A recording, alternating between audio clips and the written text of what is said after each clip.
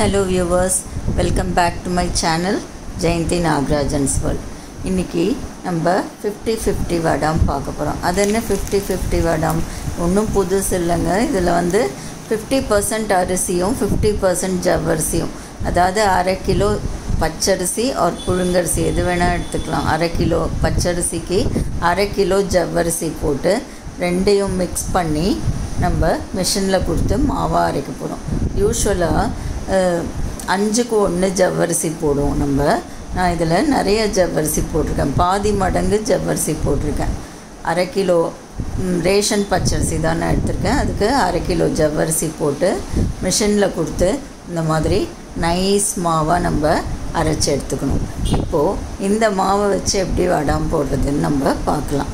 இது எனக்கு வந்து கொஞ்சம் கொஞ்சமாக தான் போடுவேன், நான் ஷோல்டர் ப்ராப்ளம் இருக்கிறதுனால. ஸோ நான் வந்து ஒரு அரை கிலோ மாவு 2 அழாக்கு இதுலேருந்து எடுத்துக்கிறேன்.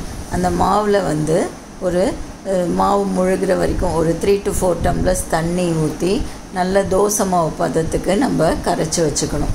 பவுடராக போட்டு கிண்டினா கட்டி தட்டுறதுக்கு வாய்ப்பு இருக்குது. அதனால் இதுக்கு தண்ணி அளவெல்லாம் ரொம்ப கிடையாது. ஒவ்வொரு அரிசி வாகுக்கு ஏற்ற மாதிரி தோசை மாவு பதம்னு வச்சுக்கோங்களேன். அந்த மாதிரி தோசை மாவு பதம் வர வரைக்கும் நல்லா கையாலேயே நல்லா கரைச்சி இதை தனியாக ஃபஸ்ட்டு எடுத்து வச்சுக்கணும். இந்த பக்கத்தில் நம்ம 1க்கு 6ங்கிற கணக்கில் நம்ம தண்ணியை கொதிக்க விட்டுக்கணும். இப்போ இந்த இதை கரைக்கிறதுக்குள்ளே அந்த பக்கம் நம்ம வெந்நீரை கொதிக்க விட்டுனோன்னாக்க கரெக்டாக இருக்கும். இப்போ நான் தண்ணி ஊற்றுறேன். டோட்டலாக 1க்கு 8 பக்கம் தண்ணி வேண்டியிருக்கும். நம்ம கரைக்கிறதுக்கு பாதி இதுக்கு பாதி எடுத்துக்கலாம். தண்ணி மெஷர்மெண்ட் வந்து அவ்வளோ கரெக்டாக சொல்ல முடியாது, அரிசிக்கு அரிசி வேறுபடுங்கிறதுனால அப்ராக்சிமேட்டாக 1:6 ஆர் 1:8 நம்ம எடுத்துக்கலாம். அந்தளவுக்கு தண்ணி தேவைப்படும். பக்கத்துலேயே தண்ணி வச்சினோன்னா வேணுங்கும்போது நம்ம எடுத்து யூஸ் பண்ணிக்கலாம். ஸோ இப்போது இந்த தண்ணி கொதிக்கிறதுக்குள்ளே ஒரு 4 பச்சை மிளகாயும் கொஞ்சம் கல்லுப்பும் சேர்த்து, நான் 2 டம்ளர் தான் போட்டிருக்கேன் இல்லையா, அதுக்கு 4 பச்சை மிளகா கொஞ்சம் கல்லுப்பு சேர்த்து அரைச்சி எடுத்துக்கிறேன். நைஸாக அரைக்கணும்லாம் இல்லை, நம்ம வந்து இதை கூழ் வத்தல் மாதிரி தான் ஊற்ற போகிறோம். அதனால் திப்பியாக இருந்தால் கூட நல்லா தான் இருக்கும். தண்ணி கொதித்த உடனே இந்த பச்சை மிளகா உப்பு விழுத நான் இதோட சேர்த்துட்டு இந்த கரைச்சி வச்சுருக்கோம் இல்லையா தோசை மாவு பதத்தில், அந்த மாவை கலரிண்டே அப்படியே மெதுவாக நம்ம ஊற்றி கலக்க வேண்டியது தான். தண்ணி ஊற்றி கரைச்சி வச்சுருக்கிறதுனால கட்டி ஆகாது. நம்ம அடுப்பை சிம் பண்ணிவிட்டு கொஞ்சம் கொஞ்சமாக ஊற்றி அப்படியே கலந்துக்கலாம். இந்த வடத்தில் முக்கியமாக கவனிக்க வேண்டியது என்னென்னா, பெரிய பெரிய பாத்திரம் நமக்கு தேவைப்படும். நம்ம சின்ன பாத்திரமாக வச்சிட்டோன்னா வழிய வந்துடும், நம்ம கலர்றதுக்கே இடம் இருக்காது. அதனால் இருக்கிறதுக்குள்ளே நல்ல பெரிய பாத்திரமாக நம்ம எடுத்து வச்சுக்கணும். அலுமினியத்தில் வெந்நீர் போடுற தவளையெல்லாம் இருக்கும்ல, அதெல்லாம் இன்னும் ரொம்பவே நல்லா வரும். இல்லைன்னா ஸ்டெயின்லெஸ் ஸ்டீல்லையும் பெரிய குக்கர் 5 லிட்டர் குக்கர் அந்த மாதிரி எடுத்துக்கோங்க. அரை கிலோ மாவுக்கு 5 லிட்டர் குக்கர் கரெக்டாக இருக்கும். ஸோ பெரிய பாத்திரமாக எடுத்துட்டு எதிர் தண்ணி வச்சு மாவை ஊற்றி கொதிக்க விடணும். இப்போ இந்த மாதிரி நல்லா வெந்து கொதித்து வருது பாருங்கள். இந்த மாதிரி நல்லா கொதித்து வரணும். நடுவில் கொதி வந்ததுன்னா மாவு நல்லா வெந்துடுத்துன்னு அர்த்தம். எனக்கு பாத்திரம் பத்தலை, 2 எண்ணமாக ஊற்றி நான் கொதிக்க விட்டுருக்கேன். ஸோ பார்த்திங்கன்னா 2லேயுமே நல்ல கொதி வர வரைக்கும் நம்ம வெயிட் பண்ணுவோம். வடா மாவு வந்து நல்லா வேகணும், அப்போ தான் நல்லது. அரைகுறையாக வேக வச்சிட்டோன்னா அது வந்து அவ்வளோவா டேஸ்ட் கொடுக்காது, பொரியும் போது கட்டக்குன்னு இருக்கும். ஸோ நல்ல நடுவில் கொதி வர வரைக்கும் 2யும் நல்லா கொதிக்க விட்டுட்டோன்னாக்க நமக்கு வடா மாவு ரெடி ஆகிடும். இப்போ இதில் நம்ம என்னென்ன ஆட் பண்ணுங்கிறத பார்க்கலாம். இப்போ இதை வந்து வேறு ஒரு எண்ணத்துக்கு ட்ரான்ஸ்ஃபர் பண்ணி ஆற விட்ருக்கேன். இதில் லெமன் ஜூஸ் வந்து 1 டேபிள் ஸ்பூன் நான் சேர்த்துக்கிறேன்.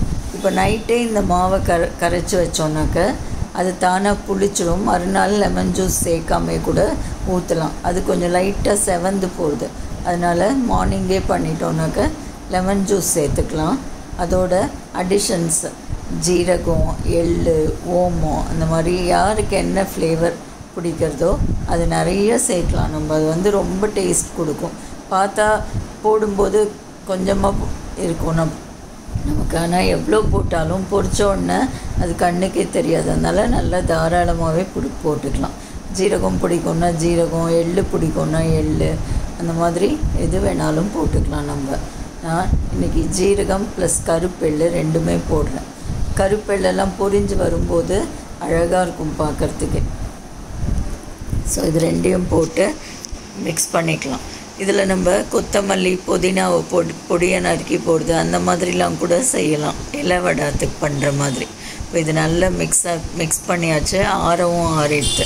இப்போ இதுலேயே ஒரு சின்ன வேரியேஷன் தக்காளி வடை. இப்போ தக்காளி ரொம்ப சீப்பாக கிடைக்கிறது இல்லையா, இதே மாதிரி மாவு கிளறிட்டு தண்ணி கொதிக்கும் போது அதில் ஒரு 4 தக்காளி அரைச்சி இந்த மாதிரி வடிகட்டி ஊற்றிட்டு சேர்த்து கொதிக்க விடணும். அவ்வளோதான். வெறும் தண்ணிக்கு பதில் தண்ணி கொதித்தோடனே ஒரு 4 தக்காளி அரைச்சி, ஒரு டம்ளருக்கு 2 தக்காளின்னு வச்சுக்கோங்க, ஒரு டம்ளர் மாவுக்கு 4 தக்காளி அரைச்சி ஊற்றி இது பண்ணலாம். தக்காளி போடும்போது நம்ம பச்சை மிளகாய்க்கு பதில் காரப்பொடி கூட போட்டுக்கலாம்.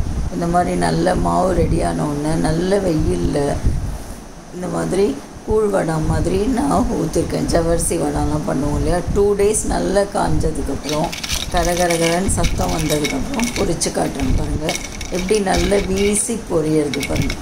யூஸ்வலாக வெறும் ஜவ்வரிசியில் போடுவோம் நம்ம, இல்லை வெறும் அரிசியில் கூழ் வடை போடுவோம்.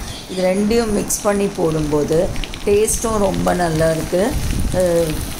வடை வந்து சாப்பிட்றதுக்கு ரொம்பவே நல்ல பாடியோட நல்ல சூப்பராக இருக்குது பாருங்கள். இப்போது தக்காளி வடை நம்ம பொரித்து பார்க்கலாம்.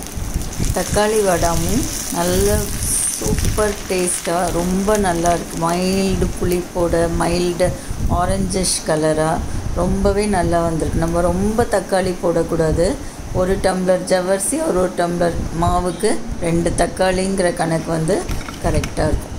இப்போது ஜவ்வரிசி ப்ளஸ் அரிசி சேர்ந்த பிளெயின் வடை ப்ளஸ் ஜவ்வரிசி ப்ளஸ் அரிசி சேர்ந்த தக்காளி வடை ரெண்டுமே நமக்கு ரெடி ஆகிட்டு ரொம்ப சாஃப்டாக ரொம்ப நல்லா இருக்குது. நீங்களும் செஞ்சு பார்த்தீங்கன்னா உங்களுக்கு இதோட டேஸ்ட் வந்து புரியும். ஜஸ்ட் ஒரு வேரியேஷன், வெறும் அரிசி வெறும் ஜவ்வரிசி செய்கிறதுக்கு பதில் சேர்த்து போட்டு செய்கிறோம், அவ்வளோதான். இந்த வடை ரெசிபி உங்களுக்கு பிடிச்சிருக்கோன்னு நினைக்கிறேன். பிடிச்சிருந்தா நம்ம சேனலுக்கு சப்ஸ்கிரைப் பண்ணுங்கள் ப்ளீஸ்.